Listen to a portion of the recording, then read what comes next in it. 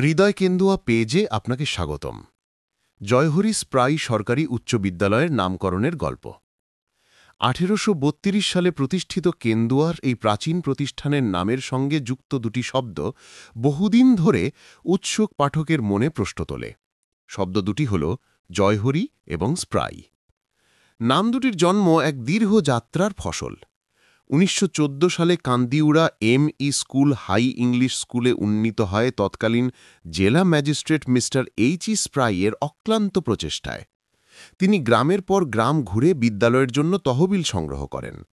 কৃতজ্ঞতার স্মারক হিসেবেই বিদ্যালয়ের নামে যুক্ত হয় তার নাম।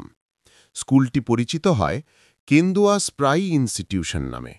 পরে 1926 সালে পালচৌধুরী পরিবারের পক্ষ থেকে নগদ অনুদানের প্রতিশ্রুতির ভিত্তিতে বিদ্যালয় কমিটি সিদ্ধান্ত নেয় স্কুলের সঙ্গে পাল পরিবারের পূর্বপুরুষ জয়হরের নামও যুক্ত করা হবে।